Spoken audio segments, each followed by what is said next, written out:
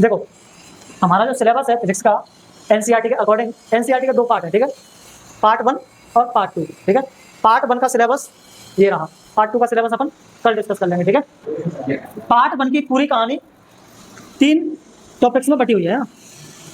इसमें हम देखने वाले हैं कि बिजली कैसे बनती है, ठीक है, और यहाँ पर हम देखेंगे कि चुंबक कैसे कार्य करता है, ठीक है। और इस वाले पार्ट में हम देखेंगे कि जो वेव्स होती हैं, वेव्स तरंगें, वो किस तरह से ट्रेवल करती हैं। आप एक दिन अपने घर में बैठे हैं, जैसे आप सोचने वाले बच्चे हैं, ऐसे रटने वाले बच्चे नहीं है ना।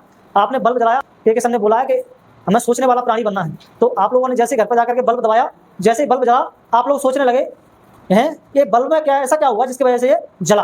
तो यहीं से हमारी फिजिक्स की कहानी क्या हो जाती है, शुरू हो जाती है। यानी कि हमारा जो साइंटिफिक टेम्परामेंट है, जो साइंटिफिक माइंड है, वो एक्टिव हो गया। अब वो सोच रहा है कि ये बल्ब जल कैसे रहा है इसमें। अब आपने क्या किया, आप कोचिंग पर आने के लिए एकदम से तैयार हो रहे थे, आप कंगी अंगी कर रहे थे, ऐसे कंगी अंगी करके आपने कंगे को ऐसे पास में रखा और आपने देखा कि वहाँ पर जो भी छोटी छोटी सी चीज़ें थी, है ना, वो कंगी से क्या हो गई, अट्रैक्ट हो गई और कंगी से चिपक गई, है ना। ये कैसे हुआ ना, ये हुआ तुम्हारा किसकी वजह से, चार्ज की वजह से, आवेश की वजह से। उसमें हमने उसको बालों से रगड़ा तो उसमें क्या आ गया, चार्ज आ गया, तो उसी चार्ज से वो क्या होने लगे, अट्रैक्ट होने लगे। उसकी पूरी कहानी हम इस चैप्टर में पढ़ने वाले हैं कि आखिर चीजों पर जो आवेश आता है वो आता कैसे है। कहने का मतलब स्विच दबाया, बल्ब जला, कहाँ पर पढ़ेंगे, इसमें, है ना। इस लाइट से तुम्हारा क्या बनना है, चुंबकत्व बनना है, उसको अपन कहाँ पर पढ़ेंगे, यहाँ पर। इसी से फिर तुम्हारा क्या बन रहा है, क्या बन रहा है, करंट बन रही है, उसको अपन कहाँ पर पढ़ेंगे, इस वाले चैप्टर में, ठीक है। सबकी कहानियां आपस में क्या है, जुड़ी हुई हैं एक दूसरे से, है ना।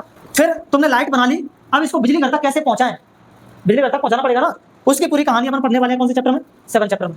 और अंत में तुम्हारे मोबाइल में जो भी तुम बातचीत करते हो, उसके लिए बातचीत कैसे हो पाती है, सिग्नल्स कहाँ से आते हैं, है ना। तुम जो टीवी पर देखते हो, उस टीवी पर प्रोग्राम्स कैसे देख पाते हो, उसका क्या मैकेनिज्म है, वो सब अपन पढ़ने वाले हैं किसमें,